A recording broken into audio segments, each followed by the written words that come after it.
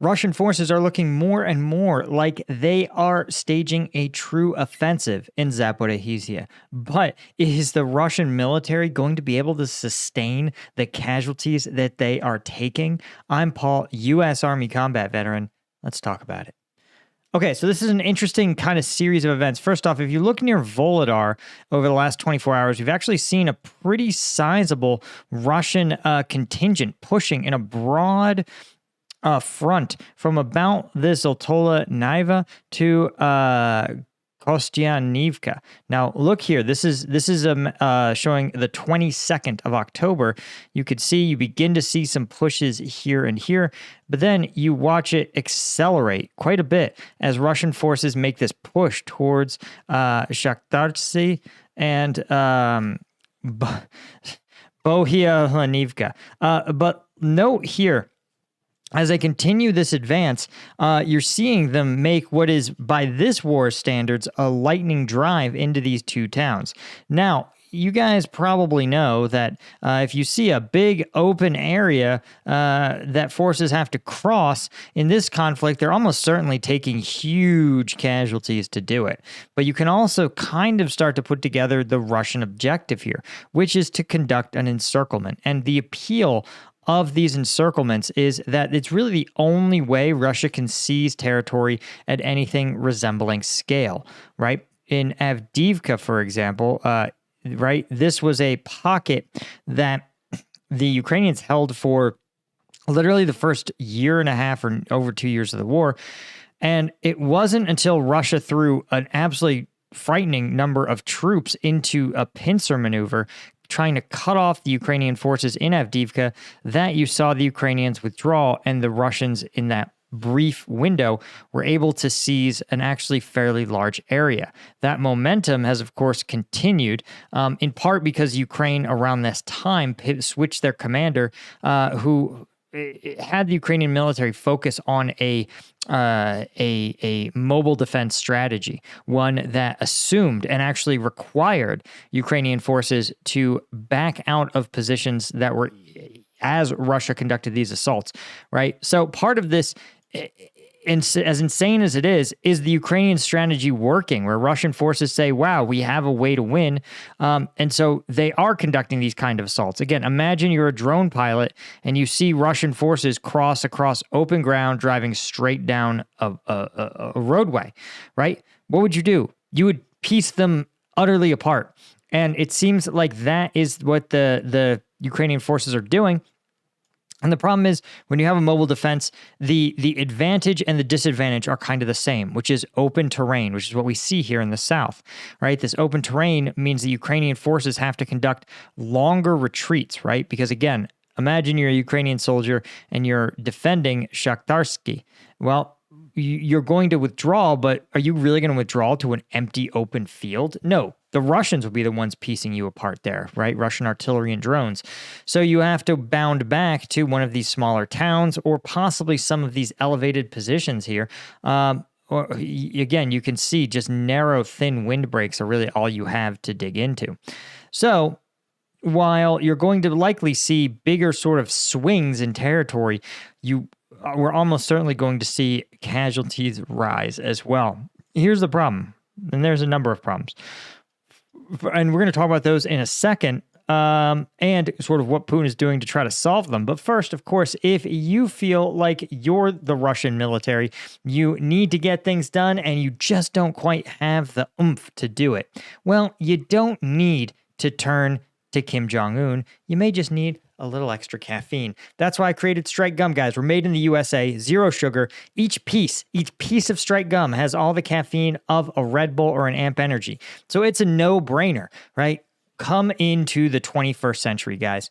We were all kids in the early 2000s. Energy drinks were cool, but now there's just something objectively better, right? We've got, again, zero sugar, 90 milligrams of caffeine.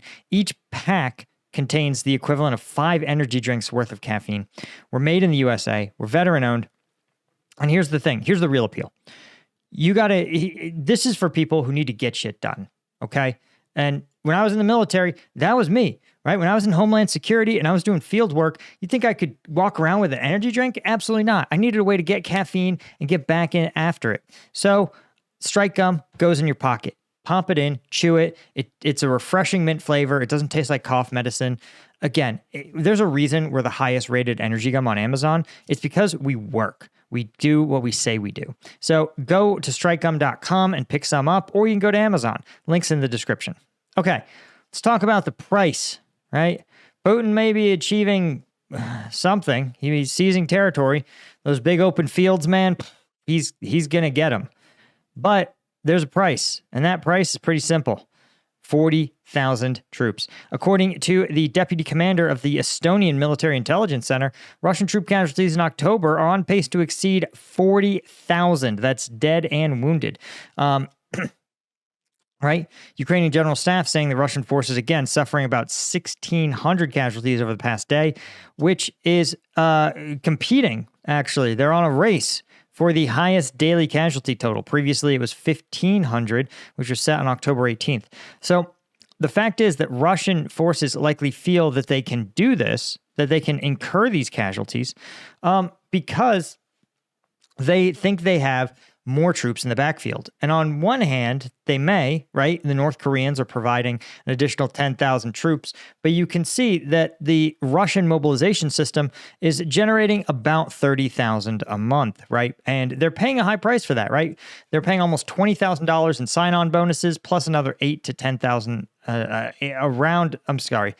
plus another, I think, $3,000 or $4,000 a month in combat pay. So for Russia, this is an extremely expensive prospect. And given the fact that currently Russian inflation is sitting at, if you believe the real numbers, about 20%, the Russian public is not going to tolerate this for very long, right? Insanely enough, the Russian public seems perfectly happy to tolerate high casualty numbers as long as it's no one important according to Russian society, but they're not willing to tolerate paying more for groceries and iPhones, right?